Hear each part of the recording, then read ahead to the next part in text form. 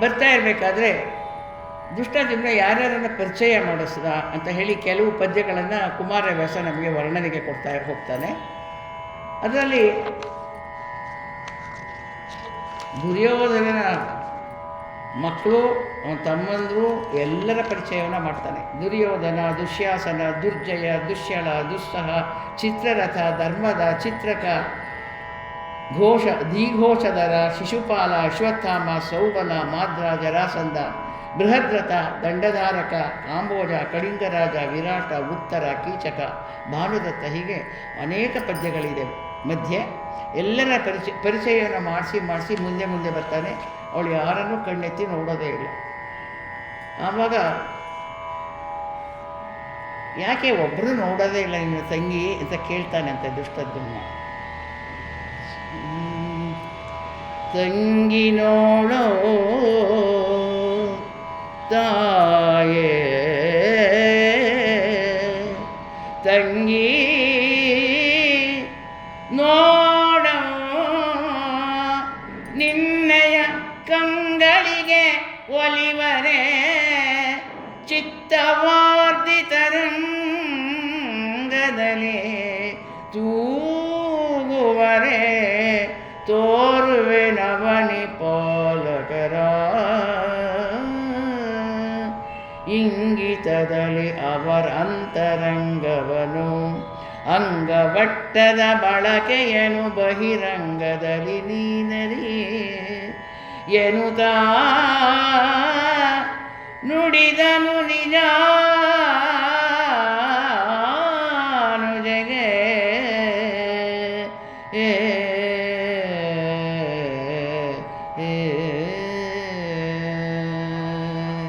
ಕಣ್ಣಿನಿಂದ ನೋಡು, ಮನಸ್ಸಿನಿಂದ ವಿಚಾರ ಮಾಡು, ವಿವೇಕದಿಂದ ತೂಗಿ ನೋಡು ಅಂತ ಹೇಳ್ತಾನೆ. ಸುಮ್ಮನೆ ನೋಡಿದ ತಕ್ಷಣ ಒಪ್ಕೊಂಬಿಡೋಕ್ಕಾಗಲ್ಲ.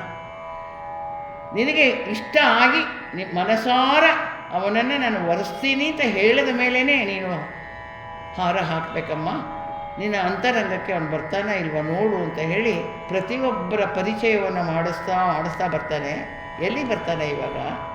ಭೂತಳದ ರವಿಯಂತೆ ಹೊಳೆ ವಾತ ಕರ್ಣನು, ತನುಜರಿ ತಂಗೀತಗಳು ವೃಷಸೇನನೋ, ಅಗ್ಗದ ಚಿತ್ರಸೇನಕರು ಈತನಾಮನೆ ನೋಡು ತಂಗಿ, ಈತನಾಹನೆಗೆನರು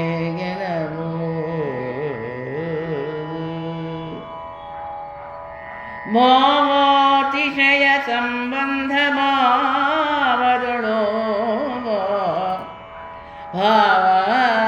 ಭಾವಾತಿಶಯ ಸಂಬಂಧ ಭಾವದಳು ಈತನನು ನೋಡಿದಳು, ತಿರುಹಿದಳ ಬಲೆ ಲೋಚನವ.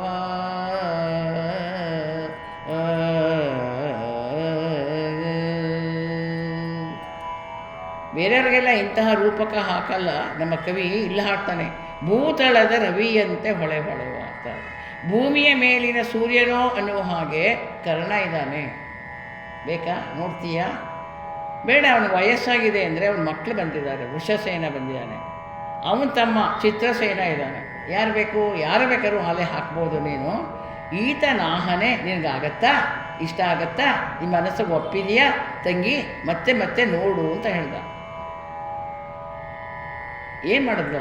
ಭಾವಾತಿಶಯ ಸಂಬಂಧ ಭಾವಗಳು, ಗೌರವ ಭಾವದಿಂದ, ಗಂಡ ಎನ್ನುವ ಸಂಬಂಧಕ್ಕಿಂತ ದೊಡ್ಡವರು ಎಂಬ ಭಾವದಿಂದ, ಗೌರವಯುತವಾದ ಭಾವದಿಂದ, ಅತಿಶಯವಾದ ಸಂಬಂಧದ ಭಾವದಿಂದ ಮುಖವನ್ನು ತಿರುಗಿಸಿದಳು. ನೋಡಿದ್ಲು ಒಮ್ಮೆ, ಯಾರೂ ನೋಡೇ ಇರಲಿಲ್ಲ ಇಷ್ಟೊತ್ತು. ಇವರು ನೋಡಿದ್ಲು. ನೋಡಿದ ತಕ್ಷಣ ಅವಳ ಮನಸ್ಸಿನಲ್ಲಿ ಏನು ಭಾವ ಬಂತು ಅಂದರೆ ದೊಡ್ಡವರು ಇವರು ಅಂತ ಬಂದ್ಬಿಡ್ತಂತೆ. ನೋಡಿ ಅದು ಹೆಂಗೆ, ಇದು ಸೈಕಾಲಜಿ ಅಂತ ಹೇಳ್ಬೋದು. ಭಾವನವರು ಆಗ್ತಾರೆ ನಾಳೆ ಅನ್ನೋದು ಅಲ್ಲಿದೆ. ಕವಿಯ ಭಾವನ ಪದವನ್ನು ಬಳಸ್ತಾ ಹೋಗ್ತಾ ಇದ್ದಾನೆ. ಹಾಗೆ ಅಂತಹ ಭಾವದಲ್ಲಿ ಆಕೆ ಮುಖವನ್ನು ತಿರುಗಿಸ್ಬಿಡ್ತಾಳೆ. ಕರ್ಣನನ್ನೇ ಒಪ್ಪಲಿಲ್ಲ, ದುರ್ಯೋಧನಾದಿಗಳನ್ನು ನೋಡಲೂ ಇಲ್ಲ ಅಂದಾಗ ಎಲ್ಲರ ಪರಿಸ್ಥಿತಿ ಏನಾಗಿರ್ಬೋದು? ಎಲ್ಲರೂ ತದೇಕ ಚಿತ್ತರ ಕೂತ್ಕೊಂಡಿದ್ದಾರೆ. ಗಾಳಿಗೋಪುರ ಅಂತ ಹೇಳ್ಬೋದು. ಕನಸಿನ ಭತ್ತಕ್ಕೆ ಗೋಣಿ ಆತಂತೆ ಅಂತ ಗಾದೆ ಇದೆ. ಹಾಗೆ ಅವರೆಲ್ಲ ಬಹಳವಾಗಿ ನೋಡ್ತಾ ಇದ್ದಾರೆ. ಆದರೆ ಒಬ್ಬರನ್ನು ಅವಳು ಸರಿಯಾಗಿ ನೋಡಲ್ಲ. ಕವಿ ಅದಕ್ಕೆ ರೂಪಕ ಹಾಕ್ತಾ ಇದ್ದಾರೆ. ಇವಾಗ ಒಂದು ಉಕ್ಕಿದ ಕವಿವೇಟ ಕಣ್ಬೇಟಕ್ಕೆ ತಂದುದು ಕಂಗಳು ಈಕೆಯ ಮುಕ್ಕುಳಿಸಿ ಮೈಸೋಂಕಿನಲೆ ಲಟಕಟಿಸಿದುದು ಹೃದಯ.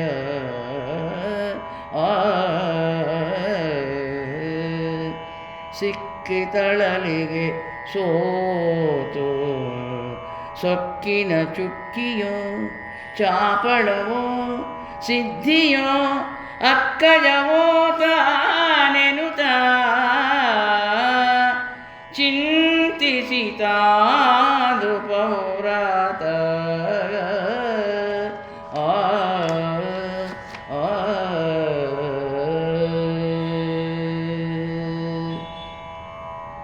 ಹಿಂದೆ ಅವಳ ಬಗ್ಗೆ ಬೇಕಾದಷ್ಟು ಕಥೆ ಕೇಳಿದ್ರು ಅವರೆಲ್ಲ.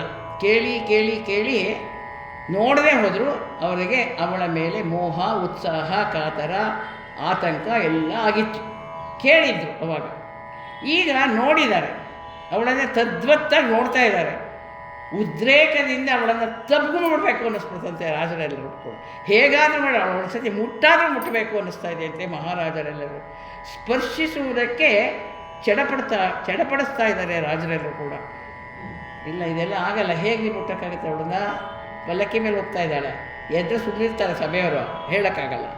ಮನಸ್ಸು ಸೋತು ದುಃಖಕ್ಕೆ ಸಿಕ್ಬಿಡ್ತಂತೆ. ಅಹಂಕಾರ ಚಿಹ್ನೆಯೋ, ಚಂಚಲತೆಯೋ, ಅಥವಾ ಈ ಬುದ್ಧಿಯೋ, ಇದು ಬೆರಗೋ, ಏನಿದು? ನಮಗೆ ಯಾಕೆ ಹೀಗಾಗ್ತಿದೆ? ನಮ್ಮ ಮನಸ್ಸು ನಮ್ಮ ಹಿಡಿತದಲ್ಲೇ ಇಲ್ವಲ್ಲ ಇವಾಗ ಅಂತ ಹೇಳಿ ಪಶ್ಚಾತ್ತಾಪದಲ್ಲಿ ಮುಳುಗಿ ತಲೆ ತಗ್ಗಿಸ್ತಾರೆ ರಾಜರೆಲ್ಲರೂ ಕೂಡ. ಆಯಿತು, ದುಷ್ಟದ್ಯುಮ್ನ ಅಂದ್ಕೊಂಡ ಇವಳು ಯಾರನ್ನೂ ನೋಡಲ್ಲ, ಇವನಾರು ತೋರಿಸಿದ್ರೆ ಒಪ್ಪಬಹುದು ಅಂತ ಬರ್ತಾ ಇದ್ದಾನೆ ಪಲ್ಲಕ್ಕಿಯನ್ನು ಕರ್ಕೊಂಡು. ಇತ್ತ ನೋಡವು ತಂಗಿ ಯದು ಭೂಪೋತ್ತಮನನು ಅಮರಾರಿ ಕದಳಿ ಮತ್ತರಂತಿಯ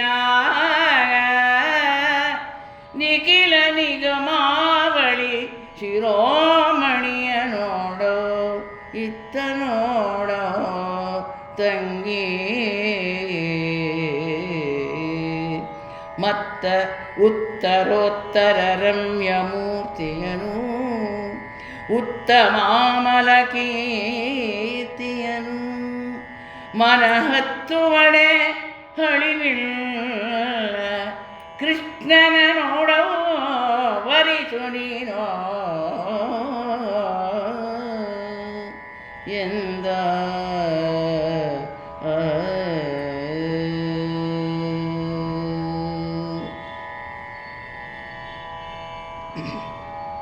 ಇತ್ತ ನೋಡವು ತಂಗಿ ಇತ್ತು.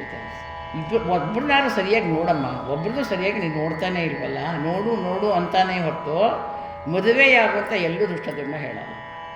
ನೋಡಿದ್ಯಾ, ಇಷ್ಟ ಆಯ್ತಾ, ಮನಸ್ಸಿಗೆ ಬಂತ, ಒಪ್ತಾ, ಹರ ಹಾಕಬಲ್ಲೆಯ, ಹೀಗೆ ಹೇಳಿದೆ ಹೊರತು ಅವನು ತಂಗಿಗೆ ನೀನು ಮದುವೆ ಆಗುತ್ತೆ ಒಂದು ಮಾತು ಹೇಳಿದೆ ಅಷ್ಟನ್ನು ಕರ್ಕೊಂಡ್ಬರ್ತಾನೆ ಎಲ್ಲ ಕಡೆಗೂ.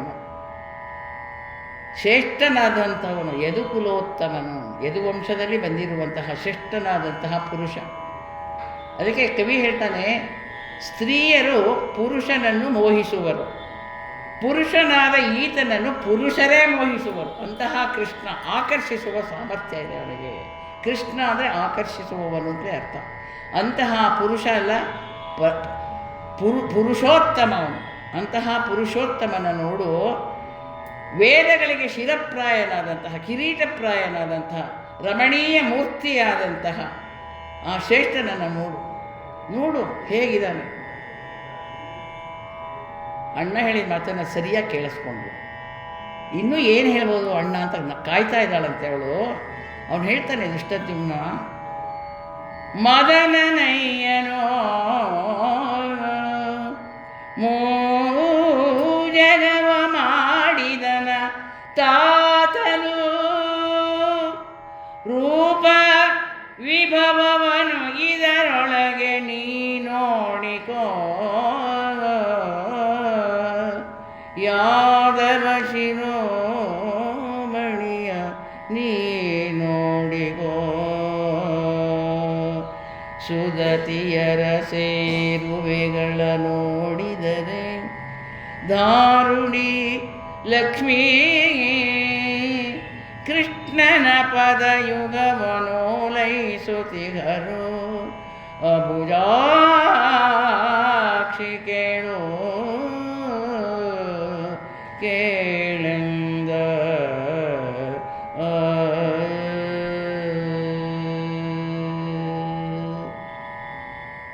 ಮದನನಯ್ಯನು ಮನ್ಮಥನಿಗೆ ತಂದೆ, ಬ್ರಹ್ಮನಿಗೆ ಅಜ್ಜ ಅಂತ ಹೇಳ್ತಿದ್ದಾಳೆ. ಮಾಡಿದಾತನ ತಾತನು, ಮೂರು ಲೋಕವನ್ನು ಸೃಷ್ಟಿಸಿದಂತಹ ಬ್ರಹ್ಮನಿಗೆ ತಾತ ಅಂದರೆ ಅಪ್ಪ.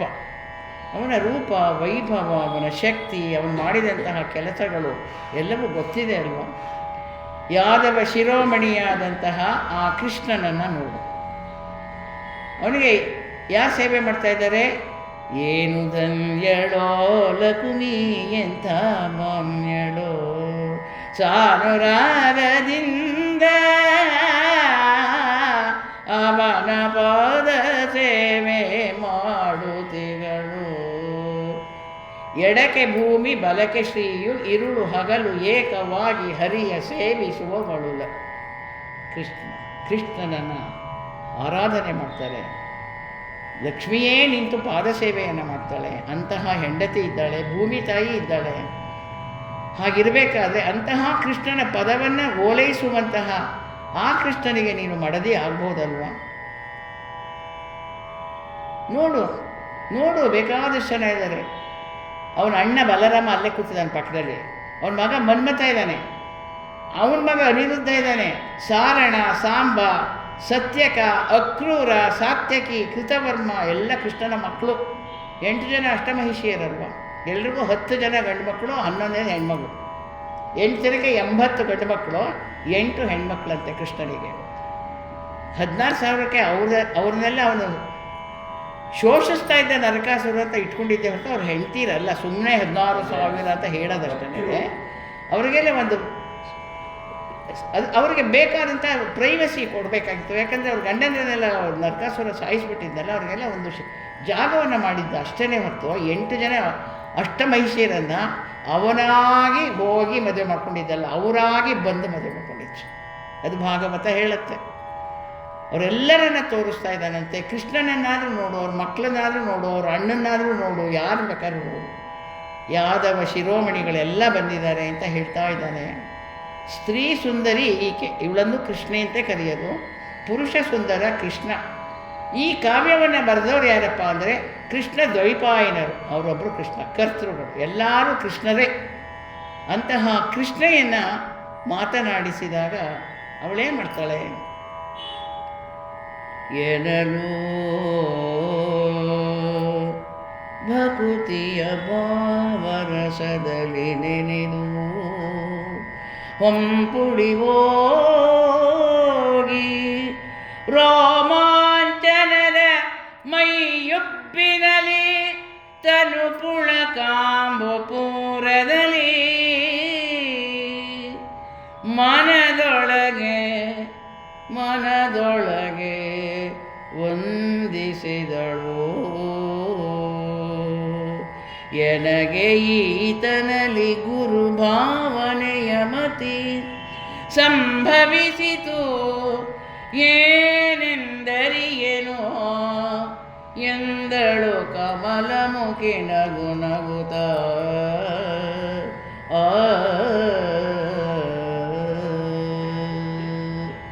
ಪ್ರಪ್ರಥಮವಾಗಿ ಕುಮಾರವ್ಯಾಸ ಕೃಷ್ಣನ ಕರ್ಕೊಂಬಂದಿದ್ದೇ ಇಲ್ಲಿ 13 ಆದಿ ಪರ್ವದಲ್ಲಿ 13ನೇ ಸಂಧಿಯಲ್ಲಿ ಬರುವಂತಹ ಪದ್ಯ, 60ನೇ ಪದ್ಯ ಇದು. ಕೃಷ್ಣ ಈಗ ಇಲ್ಲಿ ಬರ್ತಾನೆ. ನೋಡಿದ ತಕ್ಷಣ ಇವಳಿಗೆ ಏನು ಅನ್ನಿಸ್ತು? ಅವನು ನೋಡಿದ ತಕ್ಷಣ ಭಕುತಿಯ ಭಾವ, ಅಲ್ಲೊಂಥರ ಭಾವ ಬಂತು, ಇಲ್ಲೊಂಥರ ಬೇರೆ ಭಾವ ಬಂತು. ಅವನು ಹಿರಿಯ ಅನ್ನುವ ಭಾವ ಬಂದರೆ ಇಲ್ಲಿ ಭಕ್ತಿಯ ಭಾವದಿಂದ ತುಂಬಿ ಹೋಗಿ ರೋಮಾಂಚಿತಳಾದಳು. ಮೈ ಉಬ್ಬಿ ಹೋಗಿದೆಯಂತೆ. ಆನಂದ ಬಾಷ್ಪ ಕಣ್ಣಿನಿಂದ ಸುರಿತಾ ಇದೆ, ಮನಸ್ಸಿನಲ್ಲಿ ಅವನಿಗೆ ನಮಸ್ಕಾರ ಮಾಡುತ್ತೆ. ಯಾರಿಗೂ ಗೊತ್ತಾಗಲ್ಲ ಅದು, ಆ ಕೃಷ್ಣ ಒಬ್ಬಂಗೆ ಗೊತ್ತಾಗೋದು ಅವಳ ಮನಸ್ಸಲ್ಲಿ ನಮಸ್ಕಾರ ಮಾಡ್ತಾ ಇದ್ದಾಳೆ ಅಂತ. ಯಾಕೆ? ಸರ್ವತಂತ್ರ ಸ್ವತಂತ್ರ ಅವನು ಅಲ್ವೇ? ಅಂಥವನಿಗೆ ಮಾತ್ರ ಅರ್ಥ ಆಗೋದು ಮನಸ್ಸಿನ ನಮಸ್ಕಾರ ಮಾಡೋದ್ರೆ. ಮಾನಸ ಪೂಜೆ ಮಾಡಿ ಅಂತಲೇ ಸೌಂದರ್ಯ ಲಹರಿಗೂ ಹೇಳೋದು, ಎಲ್ಲದರಲ್ಲೂ ಹೇಳೋದು. ಮಾನಸ ಪೂಜೆ ಭಗವಂತನಿಗೆ ತುಂಬ ಪ್ರಿಯವಾದಂಥದ್ದು ಬಾಹ್ಯ ಪೂಜೆಗಿಂತ. ಬಾಹ್ಯ ಆಡಂಬರ ಜಾಸ್ತಿ ಆಗುತ್ತೆ, ಮನಸ್ಸಿನಲ್ಲಿ ಮಾಡಿದ್ರೆ ಅವನಿಗೇ ಮುಟ್ಟುತ್ತೆ ಅದು. ಹಾಗೆ ಮನಸ್ಸಿನಲ್ಲಿ ಪೂಜೆ ಮಾಡ್ತಾ ಇದ್ದಾಳೋ ಅನ್ನುವ ಹಾಗೆ ವಂದಿಸ್ತಿದ್ದಾಳೆ. ತಂಗಿನ ಕೇಳಿದ ದುಷ್ಟದನ್ನ, ಏನು ಸುಮ್ಮನೆ ಇದೆಯಲ್ಲ?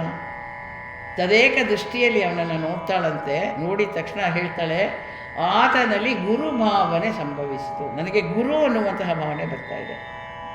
ಅವನ ಕರ್ಣನ ನೋಡಿದಾಗ ಭಾವ ಅನ್ನುವಂಥ ಹಿರಿಯ ಅನ್ನುವ ಭಾವನೆ ಬಂತು. ಇವನು ನೋಡಿದ್ರೆ ಗುರು ಅನ್ನುವಂತಹ ಭಾವನೆ ಬರುತ್ತಿದೆ. ಏನೋ ನಂಗೆ ಅರ್ಥ ಆಗ್ತಾ ಇಲ್ಲ ಅಂತಂದು. ಬಲರಾಮ ನೋಡ್ತೀಯ? ಇಲ್ಲ, ನೀನು ಯಾರೂ ನೋಡಲ್ಲ, ಸಾಕು ನೋಡಿದ್ದು ಅವರು. ಇವ್ರು ಯಾವಾಗ ಈಗ ಸಾಕಿದ್ರೋ ಎಲ್ಲರಿಗೂ ಯೋಚನೆ ಆಯಿತು, ಅಯ್ಯೋ ಇನ್ನೂ ಎಷ್ಟೊಂದು ಜನ ಸಾಲಿದೆ ಬರಲ್ವ ಇಲ್ಲ, ನಾವೇನೋ ಮಂತ್ರ ಗಿಂತ್ರ ಮಾಡಿಕೊಂಡು ಪುರೋಹಿತರ ಹತ್ರ ಎಲ್ಲ ನಿಂಬೆಹಣ್ಣೆಲ್ಲ ಹಿಡ್ಕೊಂಡು ಕೂತಿದ್ದೀವಿ, ಅವ್ರು ಬರೋದೇ ಇಲ್ವೇ? ಬರದೇ ಹೋದರೆ ನಾವು ಬಂದಿದ್ದೇವೆ, ದಂಡ ಆಗೋಯ್ತಲ್ಲ ಅಂತ ಅವರೆಲ್ಲ ಯೋಚನೆ ಮಾಡ್ತಾ ಇದ್ದಾರೆ. ಕೆಲವ್ರು ಹೇಗಿದ್ದಾರೆ, ಕೆಲರು ಮಧುರಾಪಾಂಗದಲ್ಲಿ ಕಂಗಳ ಮರೀಚಿಯ ಬೆಳಗಿನಲ್ಲಿ, ಕೆಲರು ಎಳೆನಗೆಯ ಮಿಂಚಿನಲಿ, ಸಖಿಯರ ಮೇಳವಾತಿನಲ್ಲಿ ಲಲನೆ ನೋಡಿದಳೋ ಎಂದು, ಸೊಗಸಿನಲ್ಲಿ ಒಲಿವ ಸಖಿಯರಿಗೆಂದಳು ಎಂದು, ಒಳಗೆ ಬೆರೆತರೋ ಬಯಲು ಮಧುವಿನ ಬಾಯ ಸವಿಗಳಲ್ಲಿ. ಮಧುರಾಪಾಂಗ, ಅಬ್ಬ ಅವಳು ಕಣ್ಣು ನೋಡಿದ್ರೆ ಅದೆಷ್ಟು ಚೆನ್ನಾಗಿದೆ, ನಮ್ಮನ್ನು ಕಣ್ಣಲ್ಲೇ ಕುಡಿದು ಬಿಡ್ತಾಳೆ ಅನ್ನಿಸ್ತಾ ಇದೆ. ಅಂತಹ ಕಣ್ಣು ಅವಳದು. ಆ ಕಣ್ಣಲ್ಲಿ ಎಂತಹ ಬೆಳಕಿದೆ. ಹಾಂ, ಅವಳ ನಕ್ಕರು ಸಾಕಪ್ಪ, ಮಿಂಚೆ ಹೊಳೆದಾಗಿದೆಯಲ್ಲ. ಕಣ್ಣುಗಳಿಂದಲೂ ಮನಸ್ಸು, ಇಂದ್ರಿಯಗಳಿಂದಲೂ ಆಕೆಯನ್ನು ಕಳಿಸಿ ಕೊಡಬೇಕಲ್ಲ ಅಂತ ಚಿಂತೆ ಮಾಡ್ತಾ ಇದ್ದಾರೆ ಎಲ್ಲರೂ ಕೂಡ. ಆ ಸಖಿಯ ಜೊತೆ ಅದೇನೋ ಮಾತಾಡ್ತಿದ್ಲು, ಇವು ತುಂಬ ಚೆನ್ನಾಗಿದೆ ಅಂತ ಹೇಳ್ತಿರ್ಬೋದು ಅಂತ ಅವ್ರು ಅಂದ್ಕೊಂಡ್ರಂತೆ ಅವರಲ್ಲೇನೋ. ಅದು ಹೇಗಿತ್ತಪ್ಪ ಅಂದರೆ ಬಯಲು ಮದುವೆಗೆ ಬಾಯ ಸವಿಗಳನ್ನು ಎಲ್ಲ ಇಲ್ಲವೇ ಇಲ್ಲ. ಯಾವ ಸ್ವೀಟು ಮಧು ಅಂದರೆ ಅಮೃತ ಅಂತಲೂ ಆಗುತ್ತೆ, ಜೇನುತುಪ್ಪ ಅಂತಲೂ ಆಗುತ್ತೆ. ಅದು ಅಲ್ಲಿಲ್ಲ, ನಾಲ್ಗೆಗೆ ಸಿಕ್ಬಿಡ್ತಾವ ಅನ್ನೋ ಹಾಗೆ ಚಪ್ಪರಿಸ್ತಾ ಇದ್ದಾರಂತೆ ಅವರೆಲ್ಲ. ಅವಳು ಅಲ್ಲಿ ಮಾತಾಡ್ತಾಯಿದ್ರು, ನನ್ನನ್ನೇ ನೋಡೇ ಮಾತಾಡ್ತಿರ್ಬೋದು, ಸಖಿಯರಿಗೆ ಏನೋ ಹೇಳ್ತಾ ಇದ್ದಾಳೆ ಅಂತ ಅವರವರೇ ಮಾತಾಡ್ಕೊತಾರಂತೆ. ಲಲನೆ ನೋಡಿದಾಳೆ, ಒಳಗೊಳಗೆ ಬೆರೆತರು, ಒಳಗೊಳಗೆ ಅವಳು ಮದುವೆ ಮಾಡ್ಕೊಂಡಾಯ್ತು ಮನಸ್ಸಲ್ಲೇ.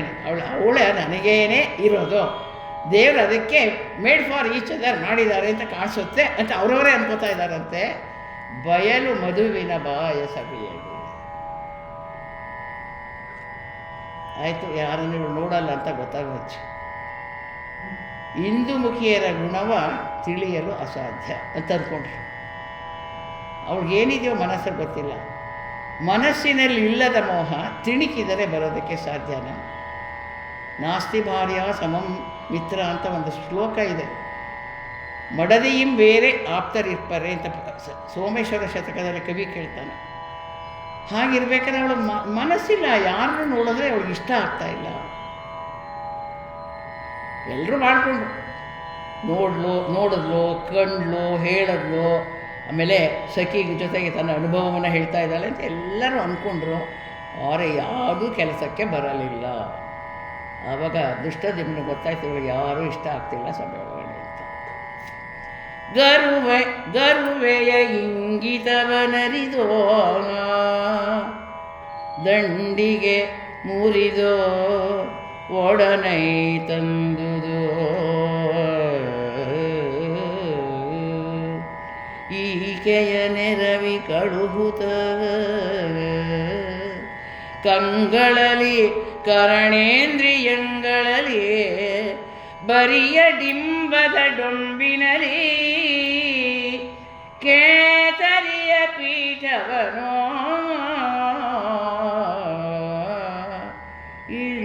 ಇಳಿಯದಿದ್ದರು ಧರಣಿ ಪರೋ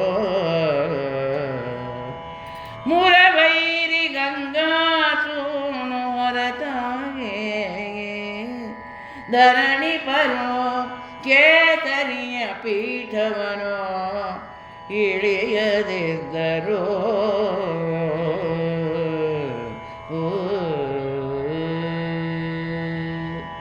ಗೌರವಾನ್ವಿತೆಯಾದಂತಹ ದ್ರೌಪದಿಯ ಪಲ್ಲಕ್ಕಿಯನ್ನು ಹಿಂದಕ್ಕೆ ತಿರುಗಿಸ್ತ ಅಂತಃಪುರದ ಕಡೆಗೆ.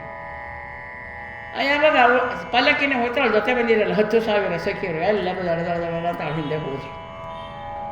ಆ ಸಖಿಯರು ಎಷ್ಟು ಚೆನ್ನಾಗಿದ್ರು. ಯಾರಾದರೂ ಒಬ್ಬನಾರು ಮದುವೆ ಮಾಡ್ಕೊಳ್ಳೋ ಅಂದ್ರೆ ಅವರು ಹೊರಟೋದ್ರಲ್ಲ ಅಂತ ಅವರೆಲ್ಲ ಯೋಚನೆ ಮಾಡ್ತಿದ್ದಾರಂತೆ ರಾಜ್ಯಸಭೆ ಒಳಗಡೆ.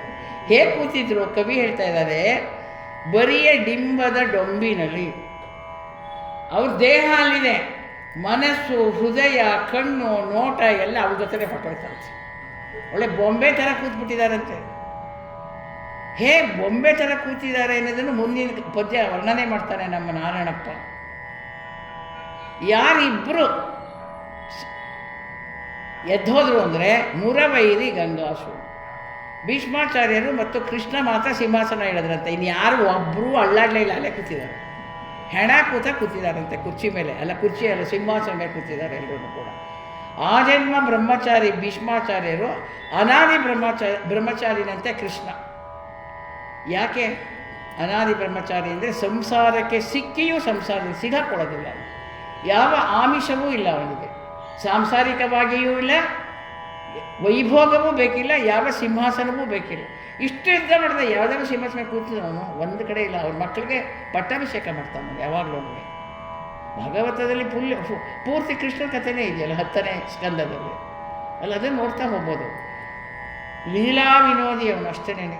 ಇವಳಿಗೂ ಒಂದು ಲೀಲೆ ಮಾಡ್ದ ಅಲ್ಲೇ, ನೋಡಿಯೂ ಗೌರವದಿಂದ ನಮಸ್ಕಾರ ಮಾಡಿಯೂ ಹಿಂತಿರುಗಿ ಹೋಗಿಯೂ ಎಲ್ಲವನ್ನ ನೋಡಿದ್ರೆ ಅವರಿಬ್ಬರು ಸಿಂಹಾಸನ ಇಳಿದ್ರು.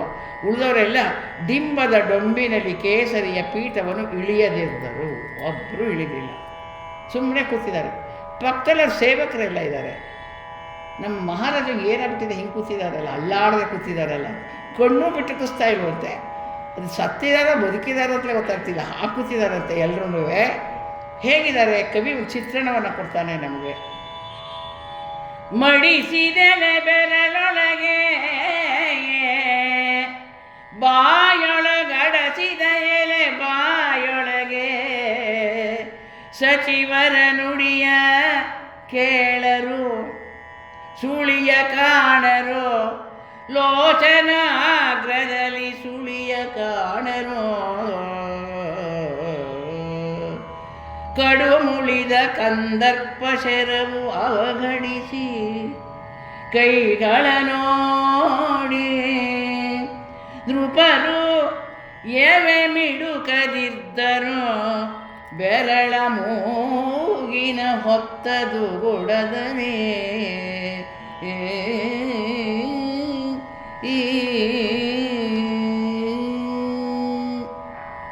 ಪಕ್ಕದಲ್ಲಿದ್ದವರು ತೂಕದಾನೆ ಹಿಡ್ಕೊಂಡು ನಿಂತಿದ್ದಾರೆ. ವಿಳ್ಳೆದೆಲೆ ಆಗೋದ್ರೆ ಉಗಿಯಬೇಕಲ್ಲ ಅಂತ ಬೆರಳಲ್ಲಿ ಉದ್ದಕ್ಕೂ ಎಲ್ಲ ಮಡಿಸ್ಕೊಟ್ಬಿಟ್ಟಿದಾರಂತ. ಹಿಂದಿನ ಕಾಲದಲ್ಲೆಲ್ಲ ಅದೆಲ್ಲ ನೋಡ್ತಾ ಇದ್ವಿ. ವಿಳ್ಳೆದೆಲೆಗೆ ಸುಣ್ಣ ಹಚ್ಬಿಟ್ಟು ಬೆರಳಲ್ಲಿ ಇಟ್ಕೊಂಡು ಒಂದೊಂದೇ ಬಾಯಿಗೆ ಹಾಕ್ಕೊಳ್ಳೋದು. ಮಹಾರಾಜನ ಕೈಲೂ ಕೊಟ್ಟಿದ್ದಾರೆ ಕೈಲಲ್ಲಿ. ಮಡಿಸಿದೆಲೆ ಬೆರಳೊಳಗೆ ತೊಗೊಂಡೂ ಇಲ್ಲ ಕೆಲವರು ಬಾಯಲ್ಲಿ ಕೆಲ ಉಗಿತಾ ಇಲ್ವಂತೆ, ಸುಮ್ಮನೆ ಕೂತಿದ್ದಾರೆ, ಅಲ್ಲಾಡದೆ ಕೂತಿದ್ದಾರೆ. ಬಾಯೊಳಗೆ ಅಡಸಿದೆಲೆ ಬಾಯೊಳಗೆ ಅಗದೂ ಇಲ್ಲ, ನುಂಗೂ ಇಲ್ಲ, ಮುಗಿದೂ ಇಲ್ಲ. ಮಹಾಸ್ವಾಮಿ ಅಂತ ಮಾತಾಡ್ಸದೆ ಕಿವಿನೇ ಕೇಳ್ತಾ ಇದ್ದಾರೆ.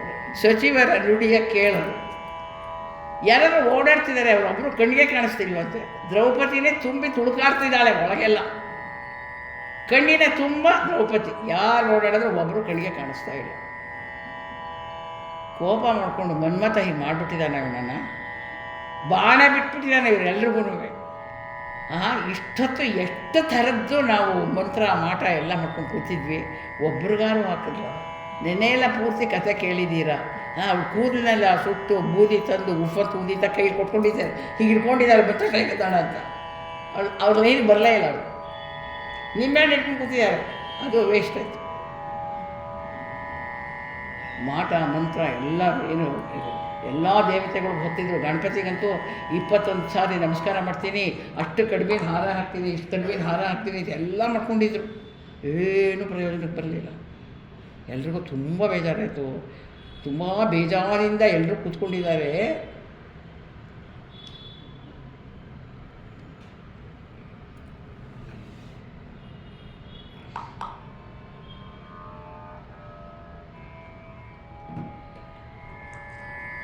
ನೋಡಿದ್ರು ನಮ್ಮ ಮಹಾರಾಜರಿಗೆ ಏನೋ ಆಗಿದೆ ಇವತ್ತು.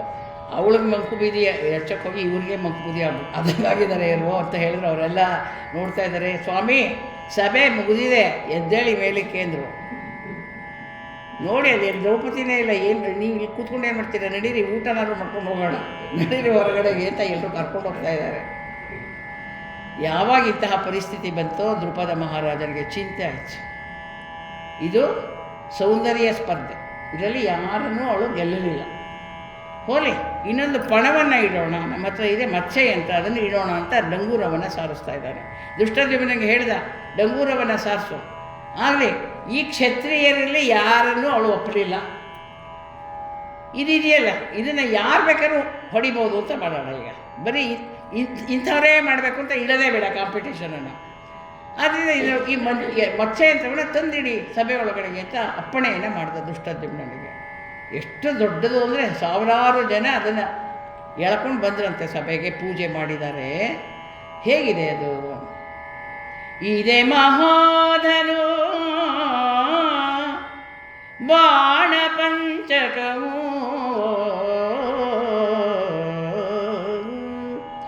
ಇದೇ ನಭೋಗ್ಗದ ಯಂತ್ರ ಹೊಳಬುತ್ತಿದೆಗೆ, ವಿಭಾಡಿತಿ ಮೆರವನವನು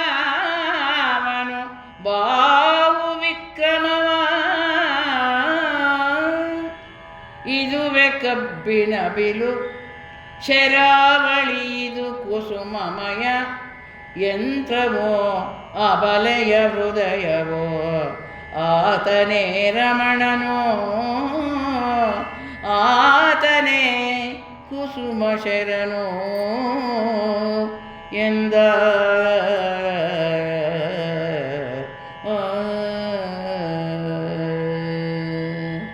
ಮಹಾ ದೊಡ್ಡ ಬಾಣ, ಬಿಲ್ಲು ಅಂತ ಇಟ್ಕೊಳ್ಬೇಕಾದ್ರೆ ಆ ಬಿಲ್ಲಿಗೆ 5 ಬಾಣಗಳನ್ನು ಇಟ್ಟಿದ್ದಾರೆ. ಅದನ್ನು ಹೂಡಿ ಹೊಡಿಬೇಕು.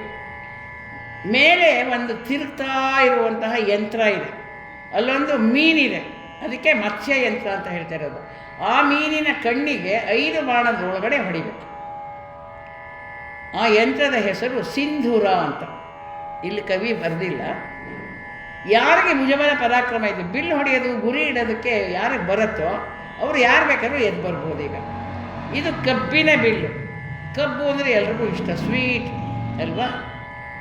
ಶರಾವಳಿ ಅದೆಲ್ಲ ಮನ್ಮಥನ ಬಿಲ್ಲು ಕಬ್ಬು, ಮನ್ಮಥನ ಬಾಣ ಅದು ಹೂವು. ಯಾರು ಈ ಯಂತ್ರವನ್ನು ಗೆಲ್ತೀರೋ ಅವರನ್ನು ಅವಳು ಒಲಿಸ್ತಾಳೆ. ಅವನೇ ಮನ್ಮಥ ಅನ್ಕೋತಾಳೆ. ಕುಸುಮ ಶರಣು, ಯಾರು ಹೊಡಿತಾರೋ ರಮಣನು ಆತನೇ, ಅವನೇ ಗಂಡ ಆಗ್ತಾನೆ. ಯಾರು ಹೊಡಿತೀರಾ? ನೀವೆಲ್ಲರೂ ಹೊಡಿತೀರಾ? ನೋಡಿ ನೋಡಿ ಅಂತ ಸಭೆಯಲ್ಲಿ ಹೇಳಿದ, ನಿಮಗಲ್ಲ ನಾನು ಹೇಳ್ತಿರೋದು. ನೋಡಿ ಯಾರು ಬೇಕಾದ್ರೂ ಹೊಡೀರಿ ಅಂತ. ಎಲ್ಲರೂ ಬಂದು ಕೂತರು. ಮತ್ತೆ ಹೊರಗಡೆ ಹೋಗಿದ್ರಲ್ಲ, ಕೂತು ಏನೋ ಡಂಗೂರ ಸಾರಿಸ್ತಿದ್ದಾನೆ, ಬನ್ನಿ ಬನ್ನಿ ಹೋಗೋಣ, ನಾವು ಏನು ಪ್ರಯತ್ನ ಮಾಡೋಣ. ಅವಳಂತೂ ಒಪ್ಪಲಿಲ್ಲ. ನಾವು ಹೊಡೆದ್ರೆ ನಮಗೆ ಹಾಕಬೇಕಲ್ಲ ಹಾರ, ನಾವು ಹೊಡೆಯೋಣ ಅಂದ್ಕೊಂಡು ಬಂದರು ಎಲ್ಲರೂ. ಎಲ್ಲ ದಿಕ್ಕಿನಿಂದ 56 ದೇಶ, 56 ದೇಶದ ರಾಜರಿದ್ದಾರೆ. ಅವ್ರ ಮಕ್ಕಳು, ಮರಿ ಮಕ್ಕಳು ಎಲ್ಲರೂ ಬಂದಿದ್ದಾರೆ. ಆಗಿನ ಕಾಲದಲ್ಲಿ ವಯಸ್ಸಿಲ್ಲ, ಯಾರು ಬೇಕಾದ್ರೂ ಮದುವೆ ಮಾಡ್ಕೋಬೋದು. ಈಗಲೂ ನಡೀತಿದೆಯಲ್ಲ, 100 ವರ್ಷದವರೆಲ್ಲ ಮದುವೆ ಮಾಡ್ಕೊತಾ ಇದ್ದಾರೆ. ಏನೋ ಜೊತೆ ಬೇಕು ಅಂತ ಮಾಡ್ಕೋತಾರೋ ಏನಕ್ಕೋ, ಅವ್ರ ಆಸ್ತಿ ಯಾರಾದರೂ ಜೋಪಾನಕ್ಕೆ ಇಟ್ಕೊಳ್ಳಿ ಅಂತಲೂ ಮಾಡಿರ್ಬೋದು. ಈಗಲೂ ಇದೆ ಅದು. ನೆರವಿಯಲಿ ನಾನಾ ದಿಗಂತದ ಧರಣಿಪತಿಗಳ ಹಮ್ಮಿಕೆಯಲೇಗೆ ಉಬ್ಬರಿತಿ ಹೊಕ್ಕರು ಬೇರೆ ಬೇರೆ ಒಬ್ಬೊಬ್ಬರು ರಮಣಿಸಿ,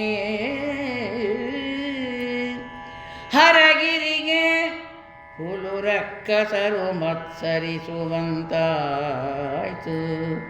ಏನನೆಂಬೆನೋ ಧರೆಯ ಬಿಡದಿದನು ವಿಮಾಡಿಸಿ ಕೆಡಹಿತು ಅವನಿಪರ.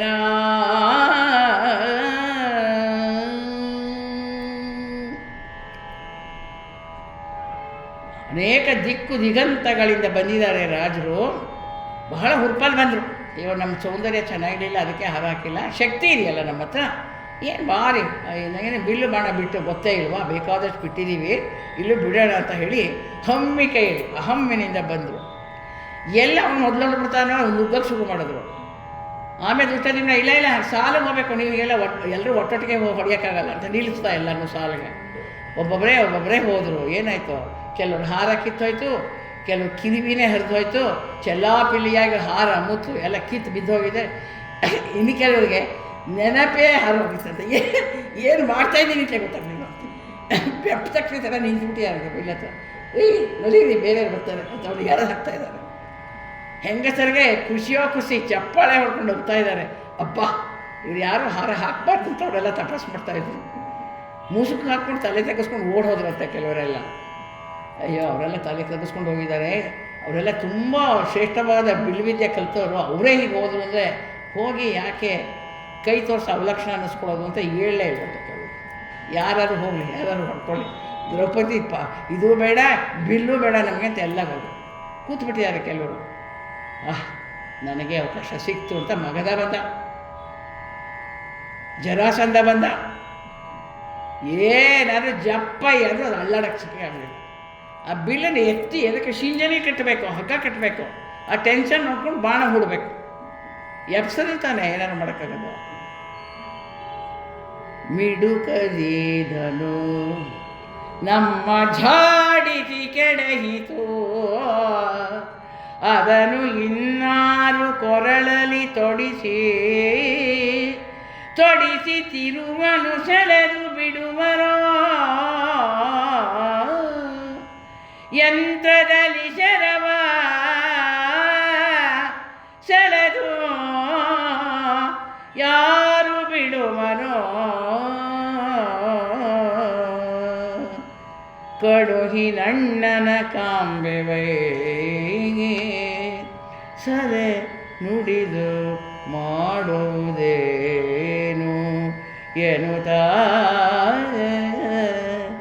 ಸಿರಿಮುಡಿಯ ಮುಸುಕಿನ ರಾಯರೆದ್ದರು ಬಯಲ ಬಿಂಕದರೆ.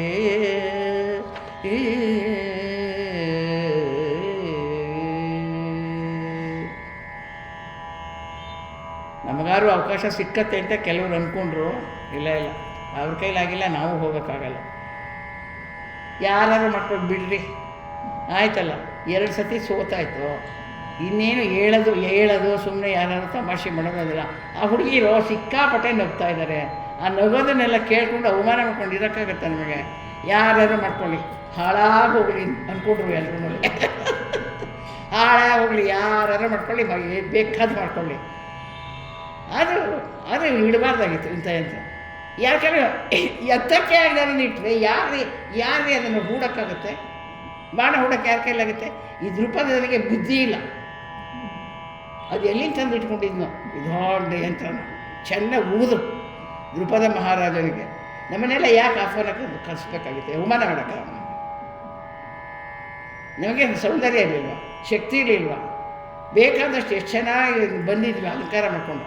ಒಬ್ಬರನ್ನು ನೋಡಲೂ ಇಲ್ಲ ತಿರುಗಿ ಹೋಲೆ.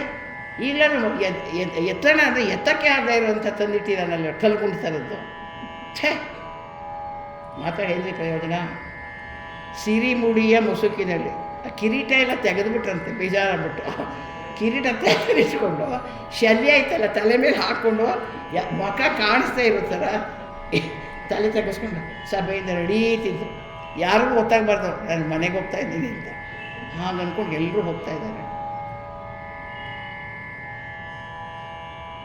ಆದರೆ ಎಲ್ಲರೂ ಹೋದ್ರ? ಇಲ್ಲ, ಬಂದ. ಯಾರು? ಈತನರ್ಜುನನಲ್ಲಲೇ ರೂಪಾತಿಶಯವುಳ್ಳಾತ. ಯಂತ್ರವನ್ನು ಈತ ಗೆಳಿದರೆ ಪುಣ್ಯವೈತಲೆ ತಂಗಿಗನು ಸಾರಿ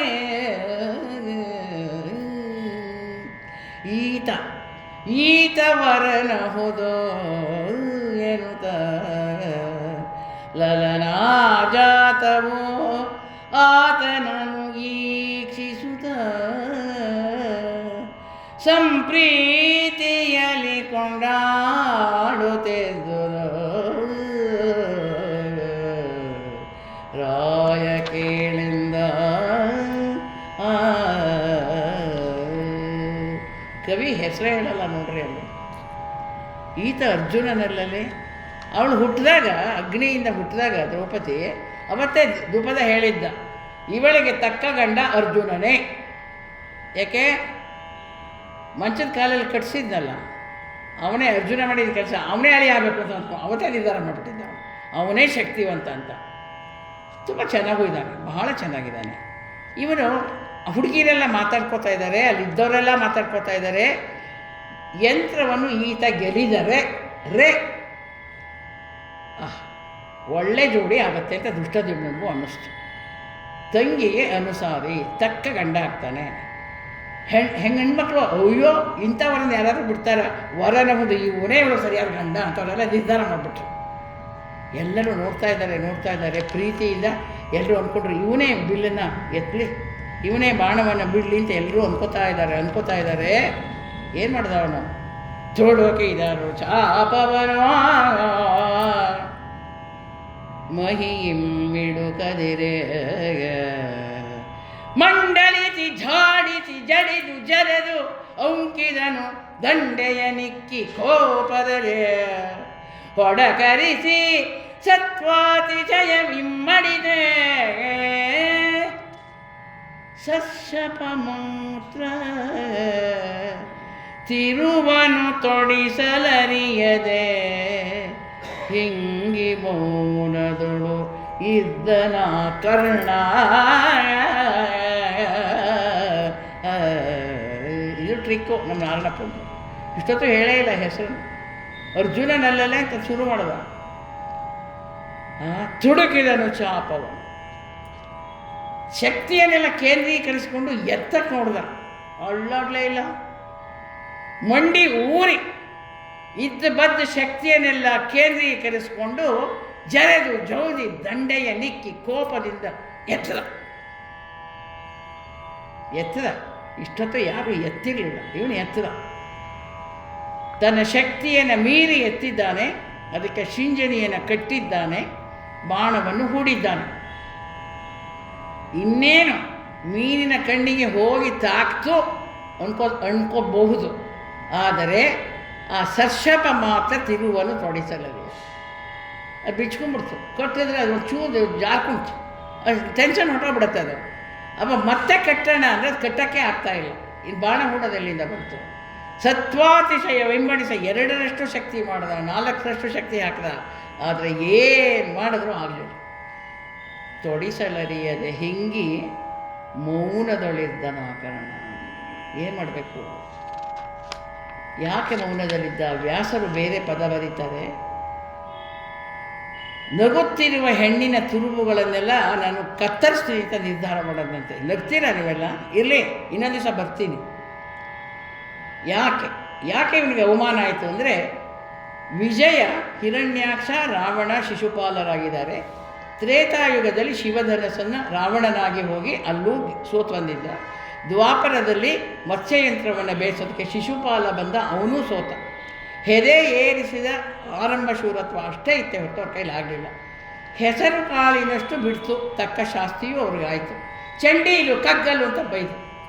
ಬಲದವಳು ಮದ್ರೇಶಮ್ ಅಂತ ಹೇಳ್ತಾರೆ, ಮಾದ್ರಿಯ ಅಣ್ಣ, ವೆಯ್ಟ್ ಲಿಫ್ಟಿಂಗ್ ಚಾಂಪಿಯನು, ಅವನ ಕೈಲೂ ಆಗಲಿಲ್ಲ. ಎಲ್ಲ ಹೆಣ್ಮಕ್ಳು ನಗ್ತಾ ಇದ್ದಾರಲ್ಲ, ಮಿಕ್ಕ ಪೆಟ್ಟಿಗಿಂತ ನಕ್ಕ ಪೆಟ್ಟು ಹೆಚ್ಚಾಗುತ್ತೆ ಮನುಷ್ಯನಿಗೆ.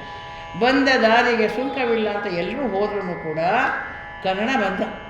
ಯಾರೇನೇ ಹೋದರೂ ನಾನು ಮಾಡ್ತೀನಿ ಅಂತ ಬಂದ. ಗಾಯದ ಮೇಲೆ ಬರೆ ಎಳೆದ ಹೋಯ್ತು. ಇನ್ನೇನು ಆಯಿತು ಅನ್ನುವಾಗ ಆಗಲಿಲ್ವಲ್ಲ. ಕಾಮ ಕ್ರೋಧಾಭಿಜಾಯತೆ. ಕಾಮ ಆಗದೆ ಹೋದರೆ ಕ್ರೋಧ ಬಂದೇ ಬರುತ್ತೆ.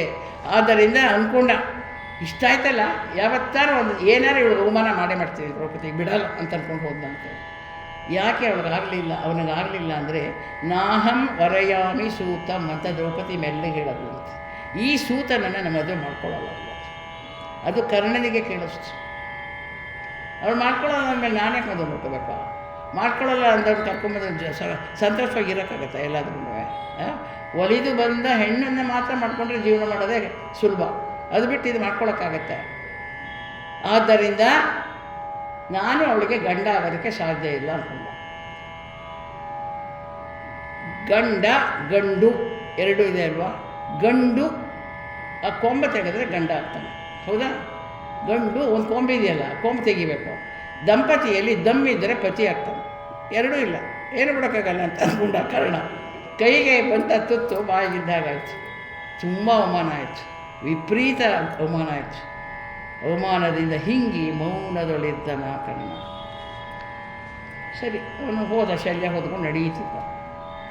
ಶಲ್ಯ ಬಂದರೆ ಅವನು ಹೋದ, ಎಲ್ಲರೂ ಹೋಗೋಯ್ತು. ಜರಾಸಂಧನಿಂದ ಹಿಡಿದು ಎಲ್ಲರೂ ಬರ್ತಾರೆ, ಎಲ್ಲರೂ ಹೊಟ್ಟೋಗಿದ್ದಾರೆ. ಎಲ್ಲನೂ ನೋಡಿದ. ಕೃಷ್ಣ ಪಕ್ಕ ಕೂತಿದ್ದಲ್ಲ ಬಲರಾಮ, ಎದ್ದ, ಧಡಕ್ಕಂತ ಇದ್ದ. ಒಳ್ಳೆಯ ಆಧಾನುಭಾವ ಬಲರಾಮ, ಗದಾಯುಧದಲ್ಲಿ ನಿಪುಣ. ಎದ್ದು ನಿಂತ್ಕೊಂತಿದ್ದಾನೆ. ಕೃಷ್ಣ ಹೇಳ್ತಾನೆ, ಏನಹರು ನಿಮಗೆ ಇಂದು ಕುಂತಿ ಮಾನಿನಿಯರು ಅತ್ತೆಯರಲ, ತತ್ಸೂನುಗಳು ಮೈದುನರು, ತತ್ಪತ್ನಿಯರು ತಂಗಿಯರು, ಸಾರು ರಾಗವೇ ಮನಕೆ ಸಂಶಯವೇನು ಇದಕ್ಕೆ ತಪ್ಪಿಲ್ಲ. ಕುಂತಿ ಸೂನುಗಳು ದ್ರೌಪದಿಗೆ ರಮಣರು ನೋಡಿ ನೀವು ಅಣ್ಣ ಎಂದ. ಅಣ್ಣಯ್ಯ ಕೂತ್ಕೊಳ್ಳಿ ಹೇಳ್ತೀನಿ ಕಥೆನ. ಏನು ಹರ ಕುಂತಿ ಏನೇ ಬೇಕು ನಮಗೆ? ಸೋದತ್ತೆ ಮಕ್ಕಳು ಮೈದಂದ್ರಲ್ವ, ಅವ್ರು ಹೇಳ್ತೀರೋ ನಮಗೆ ತಂಗೀರಿದ್ದಾಗಲ್ವಾ? ಏನು ಈ ವಯಸ್ಸಲ್ಲಿ ಮದುವೆ ಮಾಡ್ಕೊಬೇಕು ಅಂತ ಆಯ್ತಾ? ಸಾಗರಾಗ ಮಕ್ಕಳು ಮರಿ ಮಕ್ಕಳು ಎಲ್ಲ ಆಗಿದ್ದಾರೆ, ಇನ್ನೂ ಈಗ ಮದುವೆ ಮಾಡ್ಕೊತೀರ ಈಗ ಅವಳನ್ನ? ಎಷ್ಟು ಸ್ಫುರದ್ರೂಪಿ ಹೆಣ್ಣು, ಇನ್ನೂ 16 ವರ್ಷ ಷೋಡಶಿ ಅವಳು. ಏಕೆ ಏನು ಅನ್ಸಲ್ವಾ ನಿಮಗೆ? ಎದ್ದು ಬಿಡೋದು ದಬ ದಬ ಅಂತ ಸಾಗರಾಗವೇ? ಹೌದು, ಗಂಡು ಅಂದರೆ ಹಾಗೆ ಆಗ್ಬಿಡುತ್ತೆ, ಏನು ಮಾಡೋಕ್ಕಾಗುತ್ತೆ? ಕೃಷ್ಣ ಹೇಳೋದು ಸಂಶಯವೇನು ತಪ್ಪಿಲ್ಲ ಬಿಡಿ, ನೀವು ಪ್ರೀತಿಯಿಂದ ಎದ್ದಿದೆ ತಪ್ಪಿಲ್ಲ. ಆದರೂ ಕೂಡ ಒಂದು ಮಾತು ಹೇಳ್ತೀನಿ, ಕುಂತಿ ಸೂನುಗಳು ದ್ರೌಪದಿಗೆ ರಮಣರು, ಪ್ಲೂರಲ್ ಇಟ್ಟಿದ್ದಾನೆ ಕುಮಾರವ್ಯಾಸ. ಕುಂತಿಯ ಮಕ್ಕಳೇ ಇವಳಿಗೆ ಗಂಡ ಆಗದೆ ಹೊತ್ತು ನೀವಲ್ಲ, ಕುಕ್ಕರು ಬಡೀರಿ ಅಂತಂದ ಕೃಷ್ಣ. ಹಾಂ ಏನು ಹೇಳ್ತಿದೀಯ? ಅವ್ರು ಯಾವತ್ತೂ ಅರ್ಗಿನ ಮೇಲೆ ಸುಟ್ಟೋಗ್ಲಿಲ್ವಾ? ಸಿಟಿಗೂ ಹೋಗಿದ್ದೆ, ಒಡೆ ತಿನ್ಕೊಂಡ್ಬಂದಿದ್ದೆ, ಏನು ಹೀಗೆ ಹೇಳ್ತಿದ್ದೀಯಲ್ಲ ಕೃಷ್ಣ? ಹೌದು, ಅವ್ರು ಹೋಗಿದ್ದಾರೆ ಅಂತ ಹೇಳಿದ್ದೂ ನಿಜ, ತಿಥಿ ಮಾಡಿದ್ದೂ ನಿಜ, ಎಲ್ಲವೂ ನಿಜ. ಆದರೆ ಅವರಿಲ್ಲ ಅಂತ ನೀವು ಅಂದ್ಕೋಬೇಡಿ ಇಲ್ಲ. ಹೇಗೆ ಅಂದ್ಕೊಳ್ದೇ ಇರೋದು? ಕ್ಷಿತಿಯೊಳವರಿಲ್ಲ ಎಂದು ದ್ರುಪದನ ಸುತೆಗೆ ಪತಿಪರರು ಎಂದು ಯಂತ್ರಚ್ಯುತಿಗೆ ನೀವುಂಟು ಎಂದು ತೋರಿತೆ ನಿಮ್ಮ ಚಿತ್ತದಲ್ಲಿ. ಕ್ಷಿತಿಗೆ ಪಾಂಡವರಲ್ಲದಿಲ್ಲ, ಈ ಸತಿಗೆ ಪತಿ ಪೆರರಿಲ್ಲ, ಕುಂತಿ ಸುತರನು ಈಗಲೇ ತೋರುಮೆನು ವಸುದೇವನಾಣೆ ಎಂದ.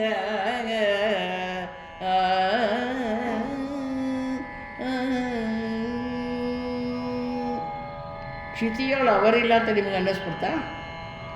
ಓ, ದ್ರುಪದನ ಮಗಳು ದ್ರೌಪದಿಗೆ ಬೇರೆ ಯಾರು ಬೇರೆ ಗಂಡಸರು ಗಂಡ ಆಗ್ತಾರೆ ಅಂತ ನಿಮ್ಗೆ ಅನ್ನಿಸ್ಬಿಡ್ತಾ? ಈ ಯಂತ್ರವನ್ನು ಬೇಯಿಸೋರು ಯಾರೂ ಇಲ್ಲ ಅಂತ ನಿಮ್ಗೆ ಅನ್ನಿಸ್ಬಿಡ್ತಾ? ಸುಮ್ಮನೆ ಕೂತ್ಕೊಳ್ಳಿ. ಏನು ಬೇಕೋ? ಪಾಂಡವರಿದ್ದಾರೆ, ಪಾಂಡವರು ಇಲ್ಲದೇ ಇಲ್ಲ ಅಂದರೆ ಇದ್ದಾರೆ. ಎಂಥ ಪದ ಬಳಸ್ತಾನೆ ನೋಡ್ರಿ ಕುಮಾರವ್ಯಾಸ. ಪಾಂಡವರಲ್ಲದಿಲ್ಲ, ಇಲ್ಲ ಅಂತಲ್ಲ, ಇದ್ದಾರೆ. ಪತಿ ಪೆರರಿಲ್ಲ, ಯಾರೂ ಅವಳಿಗೆ ಗಂಡ ಆಗೋದಕ್ಕೆ ಸಾಧ್ಯವೇ ಇಲ್ಲ. ಕುಂತಿ ಸುತರರು ಈಗಲೇ ತೋರು. ನೀನು ನನ್ನ ಮಾತು ನಂಬಲ್ವಲ್ಲ, ಏನು ಮಾಡೋದು? ಅಲ್ಲಪ್ಪ, ನೀನು ಬಂದಿದ್ದಿಲ್ಲ ವೈಕುಂಠ ಸಮಾರಾಧನೆಗೆ, ಅವಾಗ ನೀನು ಅವತ್ತೇನು ಹೇಳಲೇ ಇಲ್ಲ. ವೇದದಲ್ಲಿ ಹೇಳಿರುವಂತೆಯೇ ನಡೆಯುವಂತಹ ನೀನು ವೇದದಲ್ಲಿ ಹೇಳಿದಂತೆ ನಡೆಸುವವ ನೀನು, ಹಠವುಳ್ಳವ ಶಠಾಗಮಿಕ ನೀನು ಅಂತಂದ ಬಲರಾಮ. ಸಕಲ ಶಕ್ತಿಗಳನ್ನು ಪಡೆದ ಮಹಾನಿಧಿ ನೀನಿರ್ಬೋದು. ತಾಳ್ಮೆ ತಾಳ್ಮೆ ಅಂತ ಯಾವಾಗಲೂ ಹೇಳ್ತಾನೆ ಇರ್ತೀಯ. ನಿನಗೆ ತಾಳ್ಮೆ ಇರ್ಬೋದು, ನನಗೆ ತಡ್ಕೊಳಕ್ಕಾಗಲ್ಲಪ್ಪ. ಅದೆಲ್ಲಿದ್ದಾರೆ ಪಾಂಡವರು? ಪ್ರಚಂಡ ಪ್ರಭಾವದ ಮಾಂತ್ರಿಕವನು, ಪರಿಶುದ್ಧ ಪ್ರೀತಿಯ ಕಾಯಕ. ಒಪ್ಪುದು ತಪ್ಪದು ಸುಮ್ಮನೆ ಇರಿ ಅಣ್ಣ ಅಂದ. ಏನಾಗಬೇಕೋ ಅದಾಗತ್ತೆ. ಹೌದಪ್ಪ, ನೀನು ಕಪಟ ನಾಟಕ ಸೂತ್ರಧಾರಿ, ನೀನು ಕೈವಾಡ ಹೇಗಿದೆ ಅಂತ ನಿನ್ನ ಹೆಂಡತಿಗೆ ಗೊತ್ತಾಗಲ್ಲ, ಲಕ್ಷ್ಮಿಗೆ ಗೊತ್ತಾಗಲ್ಲ. ಅಲ್ಲಿ ಅರ್ಧ ಕೌಸ್ತುಭ ರತ್ನದಲ್ಲೇ ನೀನು ಹೆಂಡತಿನ ಇಟ್ಕೊಂಡಿದ್ದೀಯಾ, ಅವಳಿಗೆ ಗೊತ್ತಾಗಲ್ಲ. ಇನ್ನು ನನಗೆ ಅರ್ಥ ಆಗತ್ತಾ? ಅಚಿಂತಾದ್ಭುತ ಮಹಿಮನಾದಂತಹ ನೀನು ಯಾರನ್ನು ಬೇಕಾದ್ರೂ ಬದುಕಿಸ್ತೀಯ, ಯಾರನ್ನು ಬೇಕಾದ್ರೂ ನುಂಗ್ ಹಾಕ್ತೀಯ. ಸತ್ತವರನ್ನು ಎಬ್ಬಿಸುವ ಸಂಜೀವಿನಿಯೂ ಹೌದು. ಇರಲಿಪ್ಪ, ಸಂತೋಷ ಆಯಿತು, ಪಾಂಡವರು ಬದುಕಿದಾರ, ನಮ್ಮ ಸೋದರತೆ ಮಕ್ಕಳು, ತುಂಬ ಖುಷಿ ಆಯಿತು. ಕೊಲ್ಲೋನಿಗಿಂತ ಕಾಯವನೇ ದೊಡ್ಡವತ್ತಾನೆ. ಇರಲಿ, ತೋರಿಸು. ಮುಂದಿನ ತಿಂಗಳು ಯಾವತ್ತು ಕೊಡ್ತಾರೋ ಆವತ್ತು ತೋರಿಸ್ತೀನಿ. ನಾನು 6:30 ಆಯಿತು, ತೋರ್ಸೋಕ್ಕಾಗಲ್ಲ ಇವತ್ತು. ತೋರಿಸ್ಬೇಕು ಅಂದರೆ ಮತ್ತೆ ಅರ್ಜುನ ಬರಬೇಕು. ಇವಾಗ ಎಬ್ಬಿಸ್ಬೇಕು ಅವನನ್ನು. ಯಾರು ಎಬ್ಬಿಸ್ಬೇಕು? ಧರ್ಮರಾಯ ಎಬ್ಬಿಸ್ತಾನೆ. ಮಹಾಸಭೆಯಲ್ಲಿ ಕ್ಷತ್ರಿಯರು ಯಾರ ಕೈಲೂ ಆಗದೇ ಇದ್ದಾಗ, ಬ್ರಾಹ್ಮಣರಲ್ಲಿ ಯಾರಾದರೂ ಎತ್ತಿ ಅಂದಾಗ ಬ್ರಾಹ್ಮಣ ವೇಷಧಾರಿಗಳಿಗೆ ಬಂದಂತಹ ಧರ್ಮರಾಜ ಹೇಳ್ತಾನೆ, ಅರ್ಜುನ ಹೇಳಪ್ಪ, ಎದ್ದು ನೋಡು. ಕಾಯ್ತಾ ಇದ್ರು, ಅದಕ್ಕೆ ಬಂದಿದ್ರು ಅವರು. ಯಾಕೆಂದರೆ ಪಣ ಇಟ್ಟಿರೋದು ಗೊತ್ತಿದೆ ಅವರೆಲ್ಲರಿಗೂ ಕೂಡ. ದೃಪದ ಅರ್ಜುನನಿಗೇ ಕೊಡಬೇಕು ಅಂತ ಹೇಳಿರೋದು ಗೊತ್ತಿದೆ ಅವರಿಗೆ. ಹಾಗಾಗಿ ಅವರು ಅನೇಕ ಬ್ರಾಹ್ಮಣರ ಜೊತೆ ಬಂದು ಬ್ರಾಹ್ಮಣರ ಪಂಕ್ತಿಯಲ್ಲಿ ಕೂತ್ಬಿಟ್ಟಿದ್ದಾರೆ. ಹಾಗಾಗಿ ತುಂಬ ಚೆನ್ನಾಗಿರೋ ಭಾಗ. ಮುಂದಿನ ಭಾಗ ಯಾವತ್ತು ಇವರು ಚಿದಂಬರದವ್ರು ಹೇಳ್ತಾರೋ ಆವತ್ತು ನಾನು ಅವ್ರನ್ನ ಕರ್ಕೊಂಡ್ಬರ್ತೀನಿ, ಪಾಂಡವರೆಲ್ಲ ಕರ್ಕೊಂಡ್ಬರ್ತೀನಿ ಅಂತ ಹೇಳ್ತಾ ಅವರ ಸಮಯ ಆಯಿತು ಅಂತ ಅನ್ಕೋತಾ ಇದ್ದೀನಿ. ಎಲ್ಲರಿಗೂ ನಮಸ್ಕಾರ. ಸರ್ವೇ ಜನಾಃ ಸುಖಿನೋ ಭವಂತು, ಸಮಸ್ತ ಸನ್ಮಂಗಳಾನಿ ಭವಂತು. ಓಂ ಶಾಂತಿ ಶಾಂತಿ ಶಾಂತಿ.